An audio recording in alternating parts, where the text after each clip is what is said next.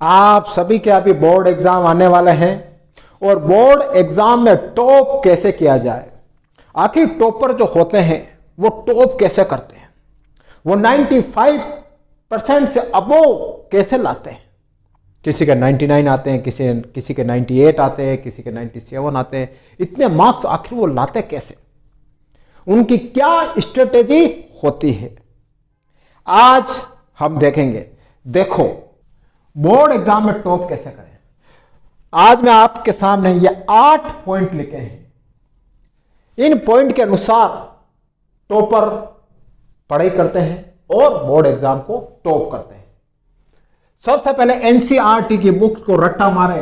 ध्यान रख लेना 95% सवाल आपके एनसीईआरटी बुक से आते हैं, इससे बाहर नहीं आते हैं।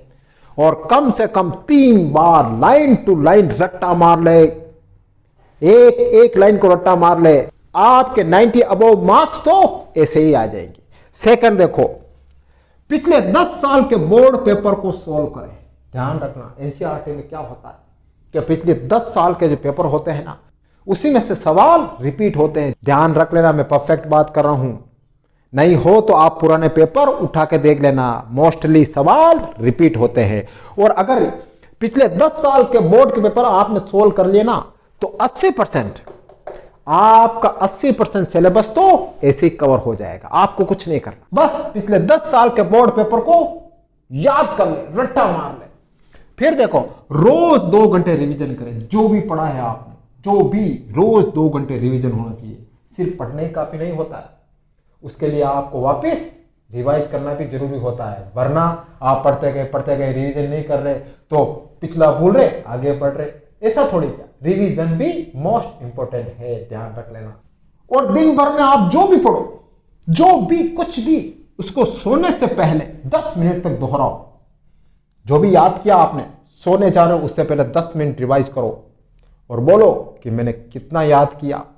अगर आपने जो याद किया उसका 70% आप कवर कर रहे हो तो समझ लेना कि आप सही दिशा में जा रहे हो।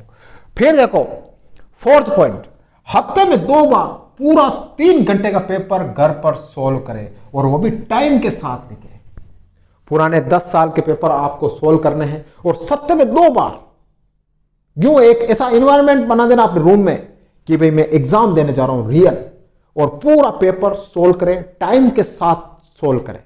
ऐसे करने से क्या होगा आपको पता है। आपको एग्जाम में जब आप बैठोगे तो आपको हेजिटेशन, घबराहट, बेचैनी नहीं होगी। क्यों नहीं होगी? क्योंकि आप तो पहले से ही इस 3 घंटे की तैयारी करके आए हैं। तो यह भी आपको एक कॉन्फिडेंस देगा।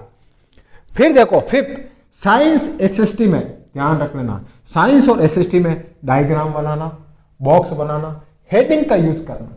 इससे करने से क्या होता है, एक्स्ट्रा मार्क्स मिलते हैं।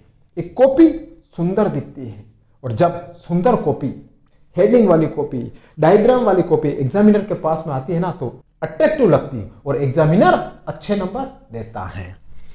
6 देखो, फॉर्मूला शीट बनाए, 100 टिक्स लिखे और सोते उठते 5 मिनट याद करें।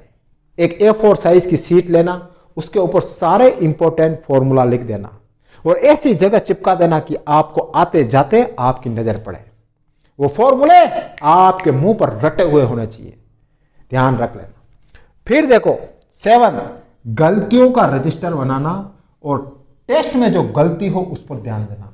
एक रजिस्टर ऐसा भी बनाना, आप जो टेस्ट दे रहे हो, आप जो तैयारी कर रहे हो, फिर उसका वापस आप रिवीजन करो। देखो मैंने क्या गलती की, जो गलती की आपने उसको सुधार करो, नेक्स्ट टाइम में वो गलती मत करो।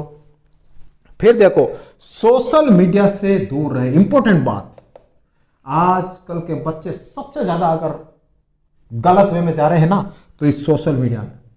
आप बोर्ड एग्जाम की तैयारी कर रहे हो ना, तो इंस्टाग्राम, फेसबुक और ये सब देखना बंद कर देना। यह आपके काम की चीज नहीं है।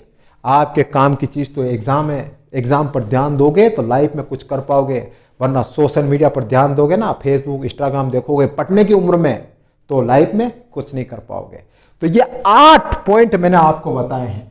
अगर इसको ढंग से देख लिया ना आपने, तो आप बोर्ड एग्जाम में टॉप कर जाओगे।